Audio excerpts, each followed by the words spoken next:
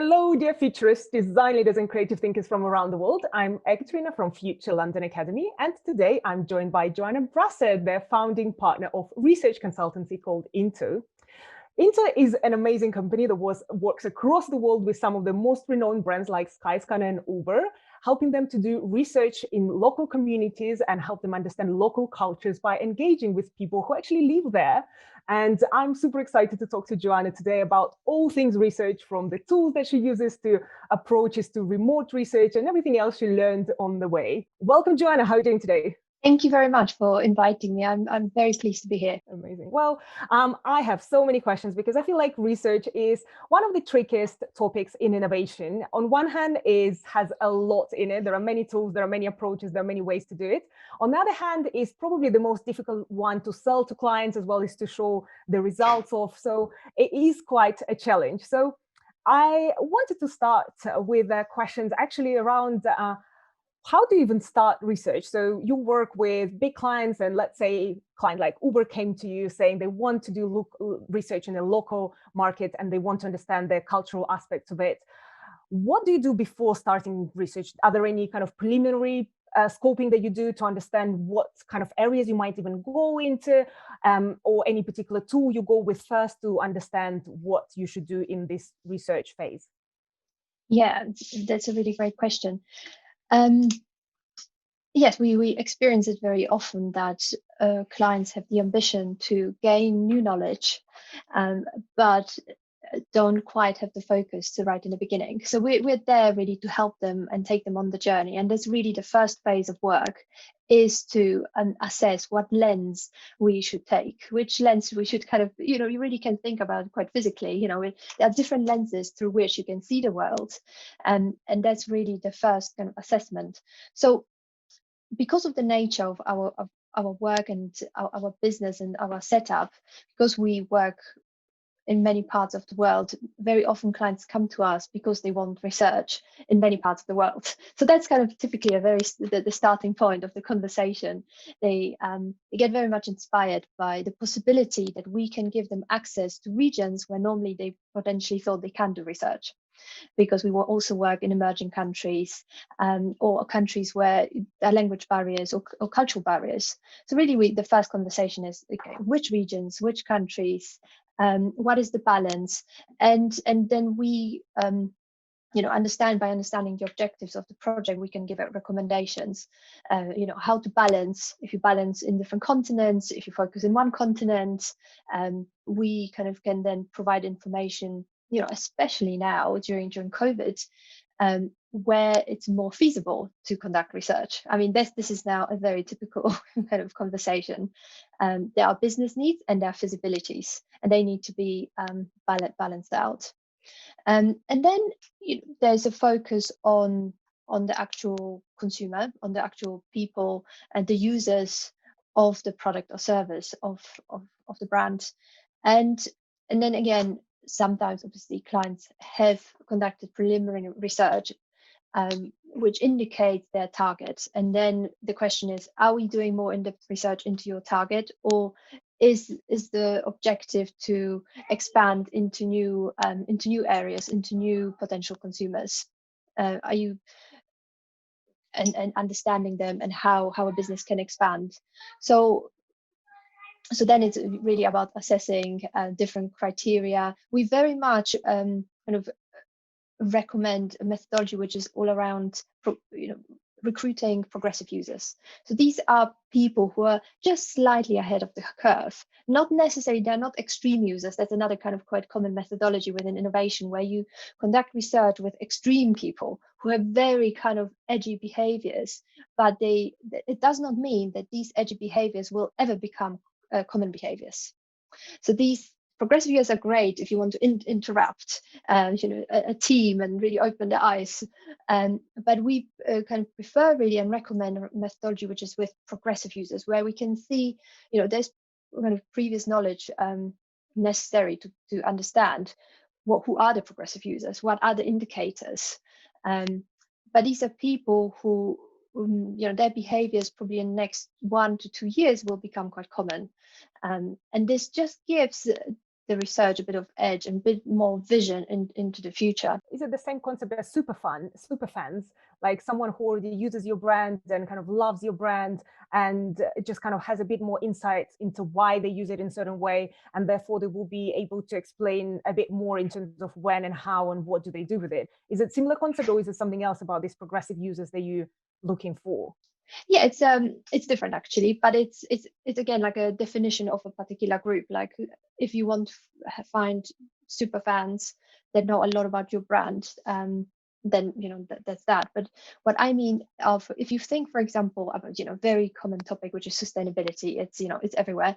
There are people who talk about being sustainable, and there are people who actually go for it and do it. So the common thing is to talk about it right now and do a minimal amount of recycling. But there are people who actually give up cars. They actually consciously only travel by train, not by airplanes. They consciously take kind of steps forward, which we anticipate that in the next 2 years they will be quite common. So these would be kind of progressive users. So, okay, when let's say you got this brief from a company and you identify these progressive users, by the way, would it be the company that provides you like some sort of a database and you will pick there, or how would you go about finding them for a company?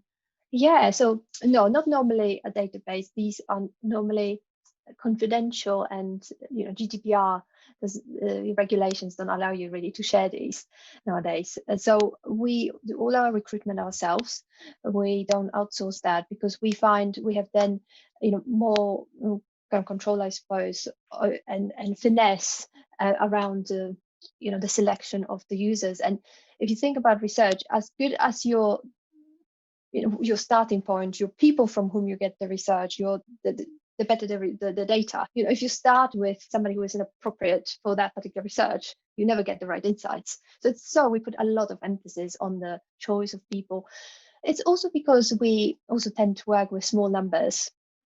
Let's say, just typically, if we work in, let's say 4 countries, research in 4 countries, we would recommend probably have around 8 users in each country, between 8 and 15, but never more, depending on budget, scope, and timings. But the kind of number of up to 8 people gives you enough, gives you really a lot of research. There's kind of this saturation curve of insights, and once you get to 9, you just get repetition actually in qualitative research.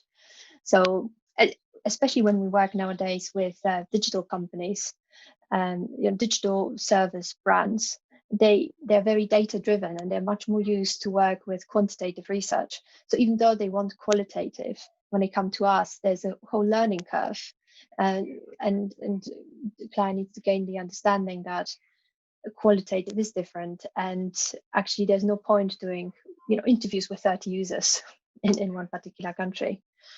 That makes sense. So when you said you recruit them, are there any Yes. particular platforms that you use, or you have your own kind of following and you do open calls there? Where do you actually go to find them?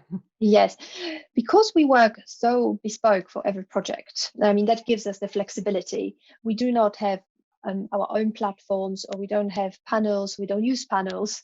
We actually go from scratch every time. And how we do it is we identify gatekeepers in particular regions. So these are people who know the people that we want to talk to. So these are, for example, if we wanted to talk to teenagers, we would probably find a teacher who teaches them. It's somebody who has somebody that the people we want to talk to, they have trust to that person, because they would not trust us immediately. Why should they talk to us? Why should they talk? So it's a really nice method to go about. Amazing. And so let's say you identify this 8, 15 people. Now you've got them. What would be the first thing that you do? Do you do like kind of traditional interviews, or do you do something different with them to get this first insights that I suppose will lead to the further research? Yeah. So we do normally a combination of different methods, because we strongly believe in the value of cultural context, obviously, in context. So we don't do any focus groups, for example, because they out of context. People feel they are in a sterile environment in which they don't behave naturally. They don't have the natural references to which they could refer to. And you also get typically a leading person. So in the end, the research with 5 people, but you get 1 response because everybody follows. So we do much more individual research or pairs. Because of the context, before COVID, we did we have a researcher on the ground in a particular country. Let's say we need to do research in Korea or in Vietnam, in Israel. We would work with our researcher in that country, and that person would probably meet those people in the context of the usage of the product. So this might be, if it's Uber, we would meet them in the Uber cars. If it is research about like the Lego project, kids' clothes, we meet them at home in the morning when kids are getting dressed, in the moment of the stress and where everything is happening.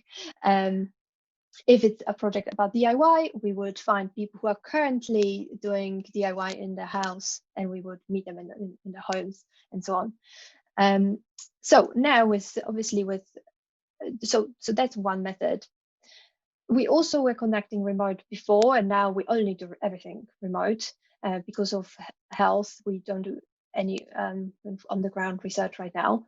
And we need to find ways, how do we understand the context? Because if you meet somebody in a Zoom, you get this, bit of a view of a person plus their background, and that's it. But we're really interested in the usage. So the kind of method we use right now is we're doing a lot of they're called pre-tasks, diary studies.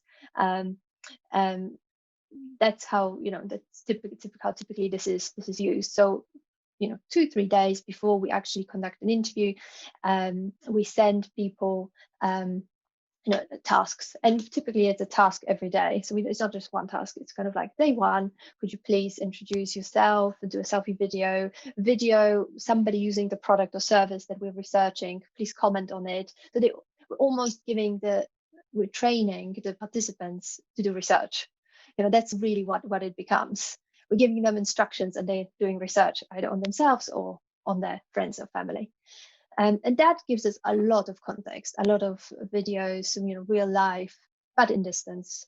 And then we typically follow up every day, because it's in the following up where you gain real insights. So a person films themselves as a selfie, explain something, and we see maybe some picture, an object in the background, and then we say, could you just go back to that? You didn't explain what that was.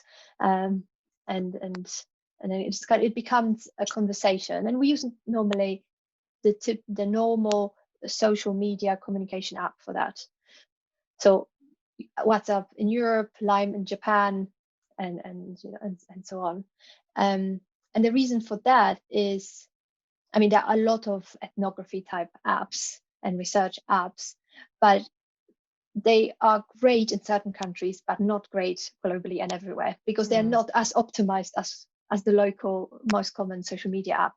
So, and people are just much more familiar with the social media app. We become one of their friends, and there's straight away more trust as well to be chatting, uploading videos, which are compressed. There are some quite technical compatibilities, which are much better in this way. So that's, sorry, so yes. Okay, so but now then, how long does this phase take? And would you do it for weeks, or would it be just a few days? And when do you know that, okay, we've got enough of their research and diaries, now we can kind of start combining, or what is the next step after that? When it's remote, you can do a lot of things parallel to each other. There's a real time-saving aspect to it. So it's probably around a week where the actual field work, the actual data collection is happening with users. And also because during now the pandemic, we need to allow more time for various troubleshooting, for more dropouts, we need to have more flexibility with everyone. So we do allow more time for everything. But then, so in the beginning, we agree obviously what the scope is. So we follow then. So it's almost like in the beginning, we have a menu. We have 8 people. We have 3 days pre-tasks. We have 30 minutes interview, and and then every researcher follows the same protocol across all the countries. And that's very important, because then you can start having some comparison. And then, in our research, there's so much regionality, so much difference in language, culture, and that we need to have a constant somewhere, which is our method.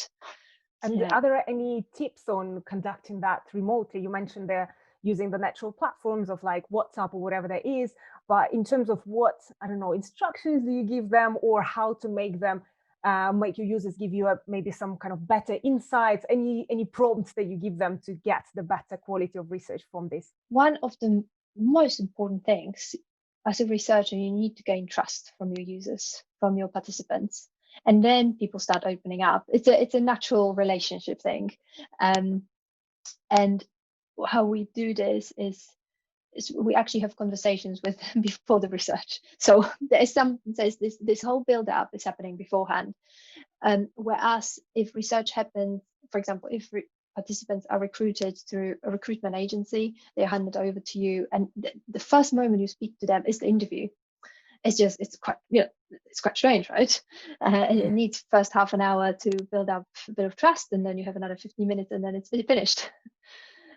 So I think it's the build up, it's the moment before the research where we introduce ourselves. People can check out who we are. We actually enroll them in the goal of the research. I think that's also very important. People really need to know what the motivation is behind this, and because we work on innovation projects, it's quite exciting for people, really. If they know they are participating in the future of the design of product or service, it's great, that they're part of a creative process, and we give them as much information as possible. Obviously, sometimes we can't disclose everything, but as soon as they feel part of it, it's much better. Apart from that, there are kind of more technical things like, yes, you really need to have a really good research guide before your interview. You have to pre-plan it, think what topics you want to cover. How flexible how kind of open-ended do you want to have it, or is it a very rigid process? And I think the difference is how kind of rigid versus flexible your questions should be. It's probably, if you do research for exploratory reasons, so it's about finding new opportunities for new product development, for example, and then exploratory is great, and having some prompt questions, but really letting people take you where it's going. But obviously when it's kind of testing, much more like testing of ideas, hypotheses, prototypes, then it's much better to be a little bit more structured and focused on the product. Otherwise, a person goes off somewhere and you miss the time. Yeah, I think it's so difficult to find that balance with research.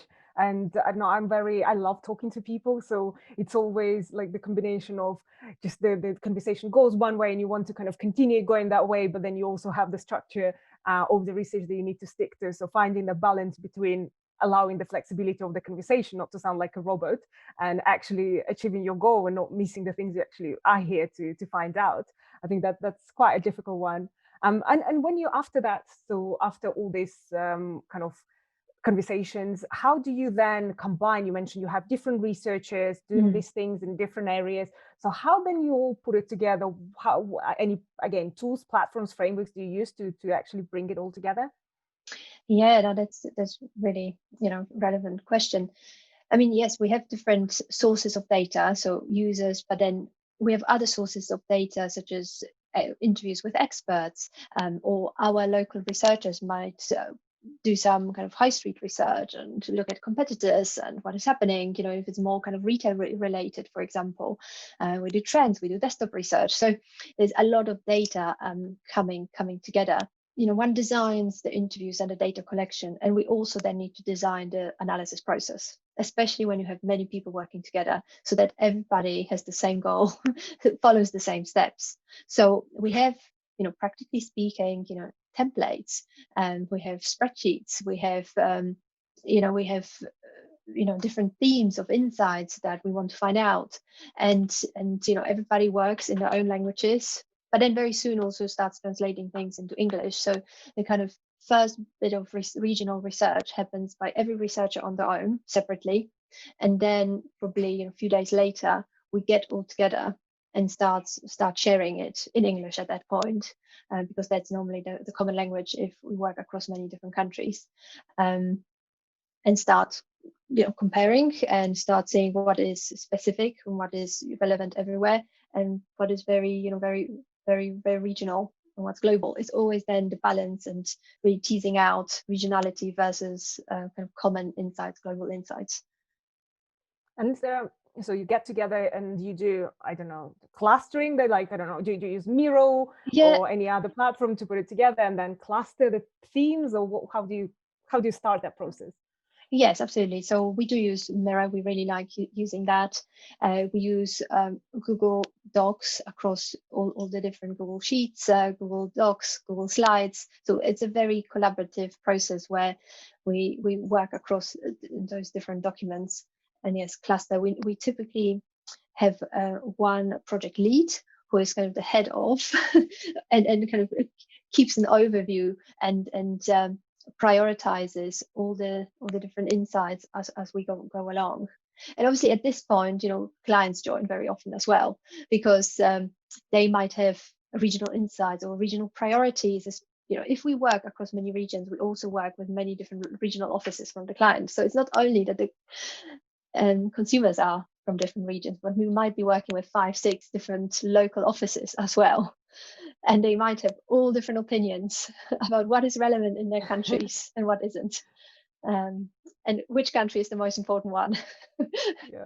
And so it's a lot of pattern recognition, I must say, and our more senior members of the team, they have the experience, 10-20 years of experience, that they actually can pull out then things out of the noise.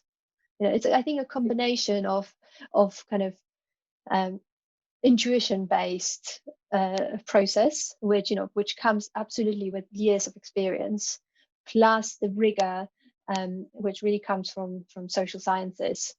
Yeah, I think that what you mentioned, pattern recognition, it's such a weird skill, and I feel like there is always someone in the team who is really good at it, and it's quite, especially for research that generated from so many different resources. You need that person who will spot things that kind of common theme, common threads that go throughout all of the different bits and kind of start making sense together. But it is quite a tough process of actually starting pulling these things in some sort of topics or themes or clusters. And do you do anything with that after? Do you create, I don't know, a customer journey map or blueprints from it, or what would be kind of the outcome of the research phase that I suppose you are happy with, or the interim outcome? Yeah, that's it depends obviously very much who it's for and how it's going to be used. So we work probably 50-50 directly with brands, and we work 50% of our clients are other agencies. So we expand also other agencies, scope and reach. And if it's for agencies, if we deliver to agencies, and it might be digital agents, digital design agencies, marketing agencies, other research agencies, then we deliver in a much more raw format.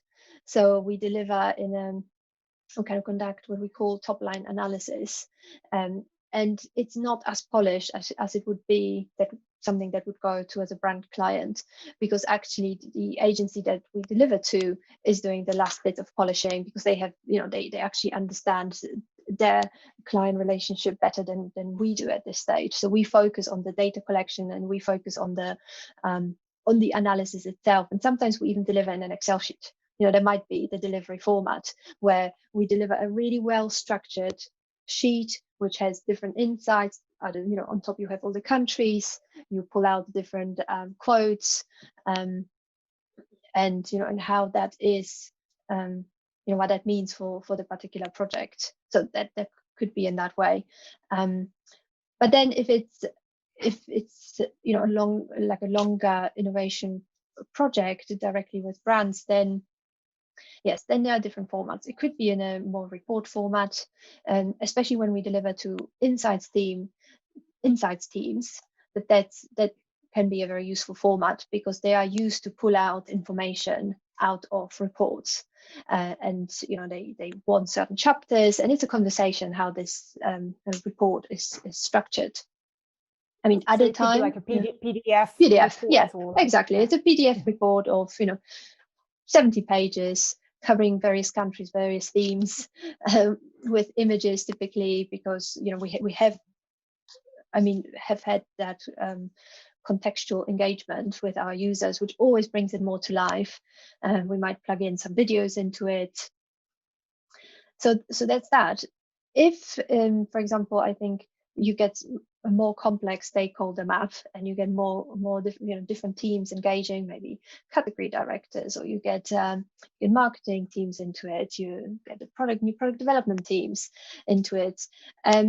Then very often, for example, workshops are a really good way to deliver, because you present, but that presentation is also a stimulation for people to start together with us, translating it into different outputs, and what it means for them actually, and their teams and their work.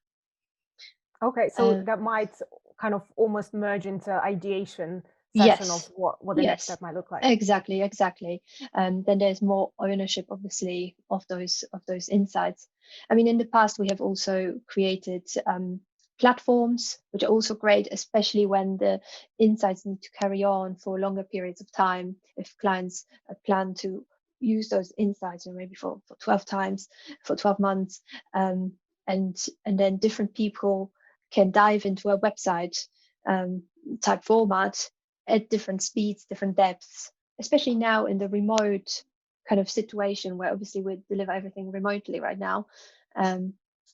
I think there's an increase in demand for the workshop actually type format, where I think the reason for that is that the people on the client side, they're actually not in one room.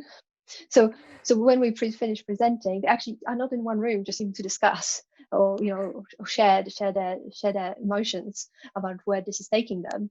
So there is, and you kind of almost need to have a format to get that sharing.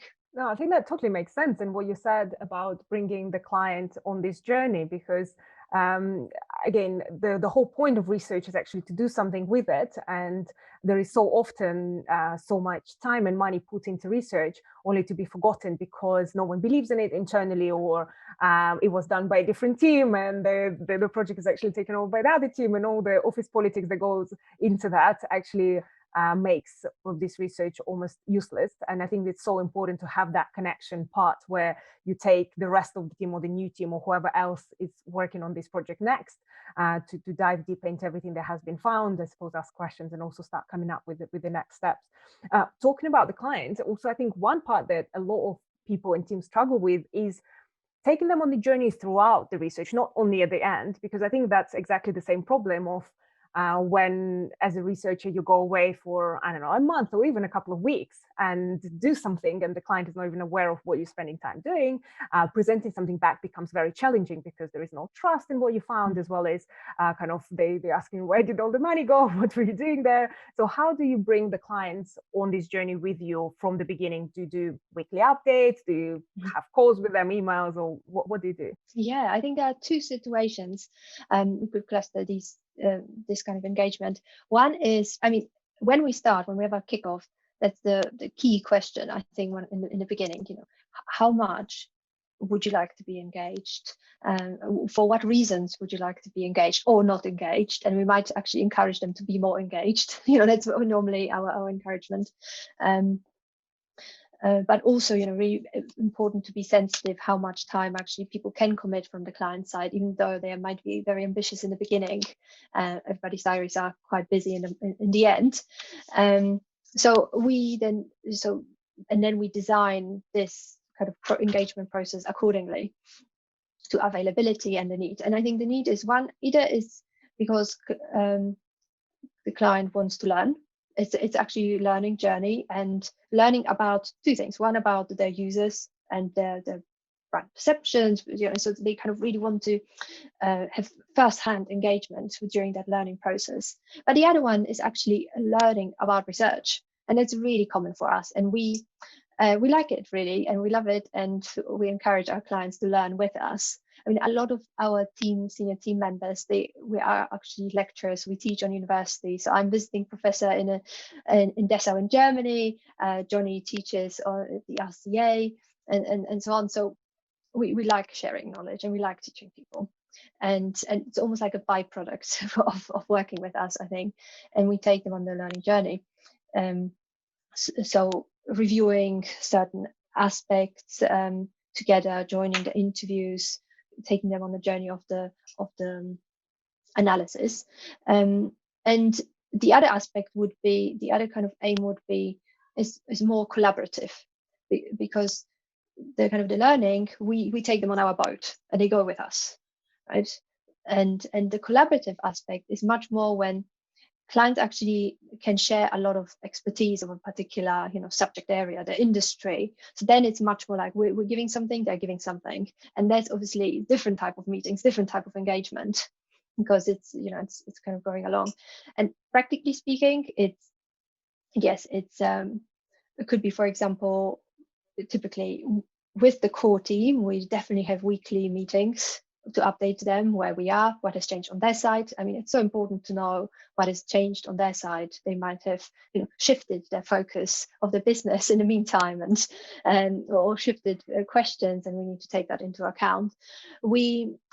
What has proven really successful recently is we create a newsletter, actually, which the client team, and actually it goes then quite viral and goes quite wide, receives on a weekly or bi-weekly basis. And the newsletter is content from our research, so it's not really an update of where we are.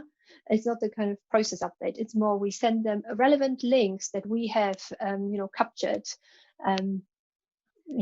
of interviews, of videos, of articles to read that support the insights that we will present them in the end. And that just keeps them engaged throughout the journey, and they kind of feel they're going deeper. And so that's a really, really nice one.